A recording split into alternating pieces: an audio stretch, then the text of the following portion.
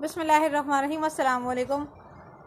आज फिर से इंशाल्लाह सूरह आल इमरान ही फ़िलहाल चल रही है और इंशाल्लाह ये जल्द मुकम्मल होने वाली है। इसके बाद इससे नेक्स्ट सूरह स्टार्ट करेंगे तरतीबवार, जैसे कुरान करीम है, यानी कि सूरह फातिहा, सूरह बकरा, सूरह आल इमरान, सूरह निसा, सूरह माइदा, इंशाल्लाह इसी तरह तरतीब से चलते रहेंगे। आज के टॉपिक में मैं बताऊंगी आपको कि अल्लाह ताला ने नबी करीम सल्लल्लाहु अलैहि वसल्लम की ज़ुबान मुबारक, इनके अखलाक और इनका दिल नरम बनाया। इसकी वजूहात क्या हैं और ये क्यों, आज मैं आपको ये बताऊंगी। बिस्मिल्लाहिर्रहमानिर्रहीम। फ़बिमा रहमतम मिनल्लाहि लिन्ता लहुम वलौ कुन्ता फज़्ज़न गलीज़ल क़ल्बि लनफ़द्दू मिन हौलिक फ़अफ़ु अन्हुम वस्तग़फ़िर वशाविरहुम फ़िल अम्रि फ़इज़ा अज़मता फ़तवक्कल अलल्लाह इन्नल्लाहा युहिब्बुल मुतवक्किलीन। इन यंसुरकुमुल्लाहु फ़ला गालिबा लकुम व इन यख़्ज़ुलकुम फ़मन ज़ल्लज़ी यंसुरुकुम मिन बअदिही व अलल्लाहि फ़लयतवक्कलिल मुमिनून। व मा काना लिनबिय्यिन अन यग़ुल व मन यग़लुल याति बिमा गल्ला यौमल क़ियामति सुम्मा तुवफ़्फ़ा कुल्लु नफ्सिन मा कसबत व हुम ला युज़लमून।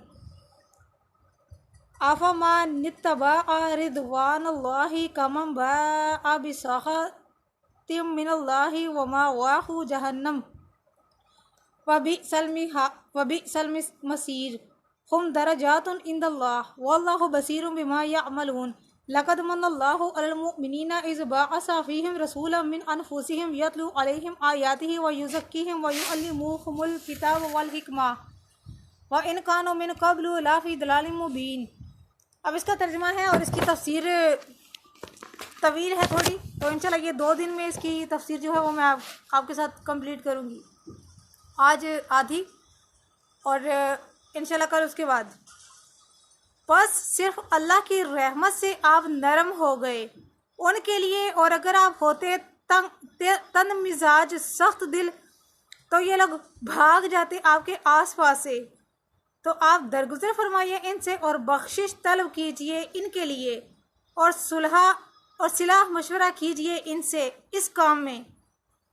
और जब आप इरादा कर लें किसी बात का तो फिर तवक्कल करो अल्लाह पर। बेशक अल्लाह ताला मोहब्बत करता है तवक्कल करने वालों से।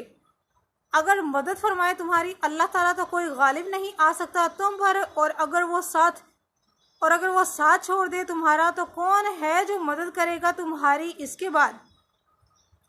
और सिर्फ अल्लाह पर ही भरोसा करना चाहिए ईमान वालों को, और नहीं है किसी नबी की ये शान के ख़यानत करे, और जो कोई ख़यानत करेगा तो ले आएगा अपने हमरा ख़यानत की हुई चीज़ को क़यामत के दिन। फिर पूरा बदला दिया जाएगा हर नफ्स को जो उसने कमाया, और इनसे जुल्म ना किया जाएगा।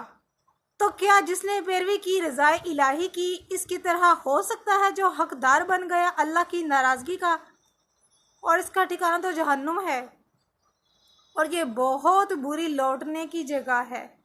लोग दर्जा बदर्जा हैं अल्लाह के हाँ, और अल्लाह ताला देखने वाला है जो वो करते हैं। यकीनन बड़ा एहसान फरमाया अल्लाह ताला ने मोमिनों पर जब उसने भेजा इनमें एक रसूल इन्हीं में से, पढ़ता है इन पर अल्लाह की आयतें और पाक करता है इन्हें और सिखाता है इन्हें कुरान और सुन्नत, अगरचे वो इससे पहले यकीनन खुली गुमराही में थे।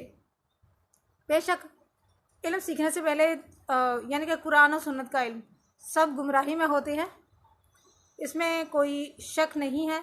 अल्लाह ताला ने हमारे लिए ये आयत खोल खोल कर सीधी इसीलिए बयान की हैं कि हम समझ सके, क्योंकि अल्लाह ताला ने कुरान करीम में फरमाया है कि कुरान को समझने के लिए हर इंसान के लिए मैंने इतना आसान कर दिया है, तो क्या कोई है इसे समझने वाला। इसी आयत की बदौलत इससे पहले बहुत लोग डराते थे कि भटक जाओगे, ये हो जाएगा वो हो जाएगा। एक्चुअली ऐसा कुछ नहीं है, कोई भी नहीं भटकता। कोई अल्लाह ताला को जानने के लिए, कोई अल्लाह ताला के सीधे सिराते मुस्तकीम को पाने की खातिर अगर कोई कुरान करीम पढ़ता है तो अल्लाह ताला उसे भटका देगा। ये आप गौर करने वाली बात है। मेन पॉइंट जो है वो यही है। अगर आप हिदायत की खातिर कुरान पढ़ रहे हैं, शिफा की खातिर पढ़ रहे हैं, तो क्या अल्लाह आपको भटका देगा? ऐसा हो सकता है?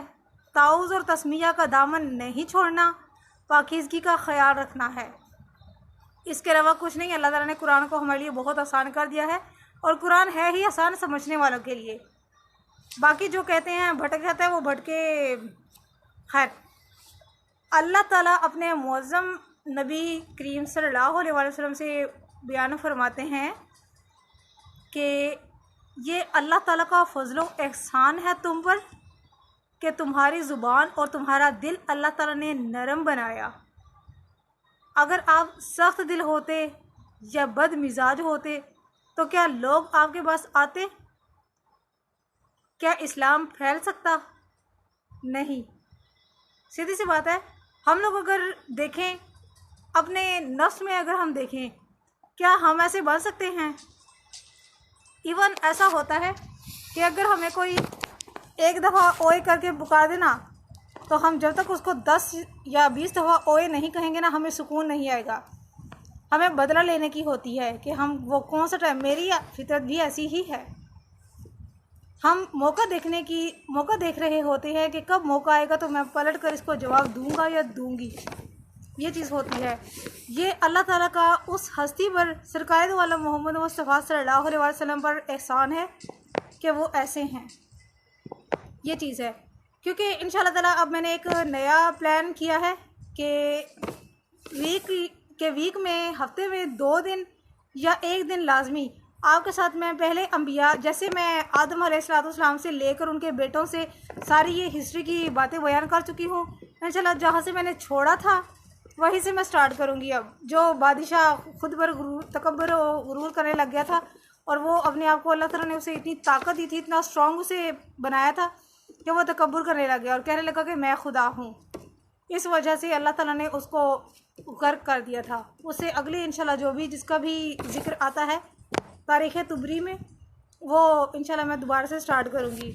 क्योंकि मेरे 1-2 भाई हैं, उन्होंने भी कहा है कि मरियम इस तरह की स्टोरीज जो है ना, इस तरह के जो वाक़यात हैं वो शेयर किया करो, तो इंशाल्लाह मैं वो लाज़मी करूँगी।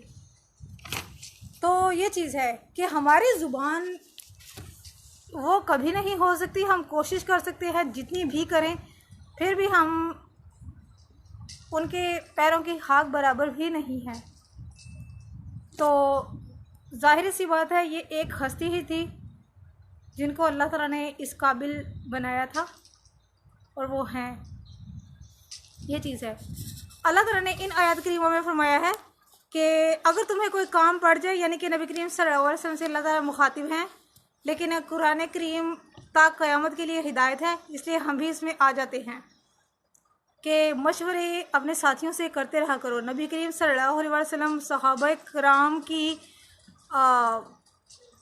उनको सराहने के लिए और उनकी हौसला अफजाई को बढ़ाने के लिए उनसे मशवरे किया करते थे। ये दलाइल है, ये आयत करीमा हवाला हैं, ये चीज़ है। उनसे मशवरे वगैरह किया करते थे, चाहे वो जंगी मशवरे हों या इससे रिलेटेड कोई और हों। जैसे हम कह सकते हैं कि हुकूमत में ये होना चाहिए, जंग में ये होना चाहिए, घरेलू मामलात में इंसानों के लिए, लोगों के लिए ये कुछ होना चाहिए। इस तरह के मशवरे वो किया करते थे। जैसे ग़ज़वा बदर में अबू सुफियान के साथ लड़ाई के लिए उन्होंने मशवरे किए थे। नबी करीम सल्लल्लाहु अलैहि वसल्लम ने सहाबा कराम से मशवरे किए थे कि अबू सुफियान के बारे में हमने लड़ाई करनी है, इसका ये प्लान बनाना है, हमने ये प्लान किया है, हमने वो सारा प्लान हो चुका, वो सब कुछ तय हो चुका, मुकर्रर हो चुका। और वो सहाबा कराम की और नबी करीम सल्लल्लाहु अलैहि वसल्लम की बाहमी, वो हम कहते हैं ना कि मीटिंग के तहत हुआ था सब कुछ। तो अल्लाह ताला ने फरमाया कि जब तुम अपने साथियों से मशवरा कर लेते हो तो फिर जिस भी बात का रिज़ल्ट निकालते हो तो अल्लाह पर तवक्कुल रखना। अल्लाह से तवक्कुल ईमान वाले ही रखते हैं, जिनको अल्लाह ताला अपने ख़ास बंदों में से चुन लेता है। अल्लाह पर भरोसा रखते हुए वो फ़ैसला कर लो। क्योंकि ग़ज़वा बदर में फिर दूसरी दफ़ा जब वो उन्होंने एक मुकाम पर ठहरना था जहाँ पर उन्होंने पड़ाव करना था, वहाँ पर भी उन्होंने मशवरा किया था। तो हज़रत मंज़र बिन उमरो रज़ी अल्लाह ने कहा था, या रसूलल्लाह अब हम यहाँ पर पड़ाव कर लेते हैं, यानी रेस्ट हम कर लेते हैं, यानी कि खाना पीना वगैरह जो कुछ भी उन्होंने था उस तरह करके कर लेते हैं। हुआ यूँ कि ग़ज़वा खंदक के मौके पर सहाबा कराम से इस बात पर मशवरा किया गया कि हम लोग मुशरिकीन से लड़ाई कर लेते हैं, मुशरिकीन से क्यों ना लड़ाई कर ली जाए। तो हज़रत अबू बकर सिद्दीक़ रज़ी अल्लाह ने फरमाया था, या रसूलल्लाह देख लेते हैं जैसा माहौल होता है। वैसे हम तो यहाँ पर उम्रा करने के लिए आए हैं, तो दो लोगों की राय थी कि हम लोग हमला कर लेते हैं, हम लोग लड़ाई उनसे कर लेते हैं। लेकिन अल्लाह ताला नबी करीम सल्लल्लाहु अलैहि वसल्लम को सब कुछ फरमाने वाला है, अल्लाह ताला मुतला फरमाने वाला है उनको। तो अल्लाह ताला ने उनको फिर वो उनसे सुलह का अल्लाह ताला ने वो दे दिया था। सैयदना सिद्दीक़ अकबर रज़ी अल्लाह की भी यही राय थी कि ना किया जाए, क्योंकि नबी करीम सल्लल्लाहु अलैहि वसल्लम ने सहाबा कराम से फ़र्स्ट टाइम जब इनकी जंग होने लगी थी बाहुक्म इलाही ग़ज़वा बदर जब पेश आया पहला हिस्सा ग़ज़वा बदर का, तो इन्होंने नबी करीम सल्लल्लाहु अलैहि वसल्लम ने फरमाया था कि अगर हम लोग ऐसे करके लड़ाई करते हैं या ऐसे हम करके हमला करते हैं तो क्या तुम लोग इस चीज़ पर एग्री हो। तो सहाबा कराम ने अर्ज़ की, या रसूलल्लाह हम कौम मूसा अलैहिस्सलाम की तरह नहीं है कि हम ये कहें कि तुम लड़ो और तुम्हारा खुदा लड़े, बल्कि हम आपके साथ आपके हुक्म से आग में कूद सकते हैं, समंदर में कूद सकते हैं, और हमले के लिए लड़ाई के लिए आप हमारे दरमियान होंगे। हम में से चंद साथी आपके आगे, आपके पीछे, आपके दाएं और आपके बाएं होंगे। जैसा आप कहेंगे हम वैसे कहेंगे, लबैक या रसूलल्लाह। ये चीज़ है, क्योंकि एक दफ़ा फिर ऐसा हुआ था कि जब सईदा आयशा सिद्दीक़ा रज़ी अल्लाह अन्हा का वो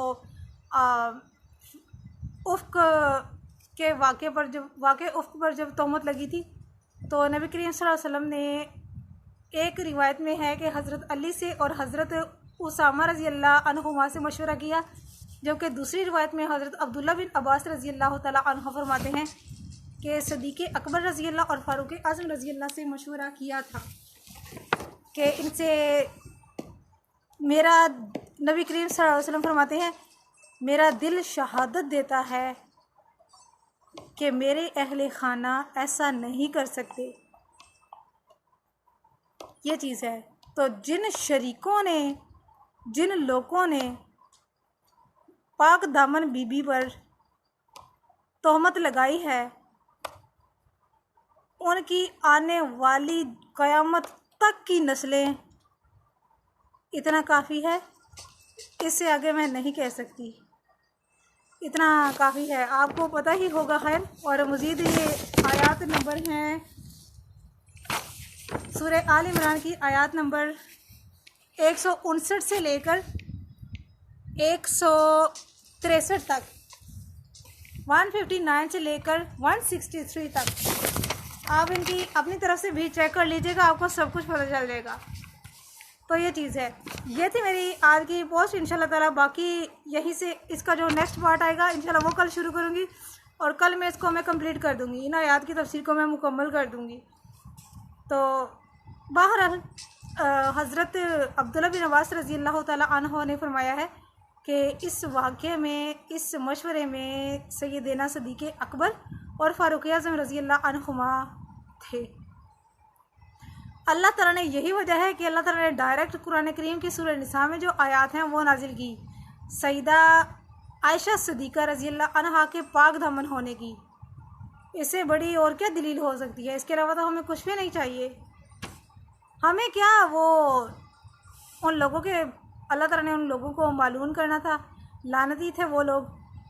तो बराए मेहरबानी इस पोस्ट को सदका जारिया की नीयत से ज़्यादा से ज़्यादा शेयर कीजिएगा, और जिसने अभी तक मेरे चैनल को सब्सक्राइब नहीं किया वो सब्सक्राइब भी कर लीजिएगा। जज़ाकल्लाह खैर।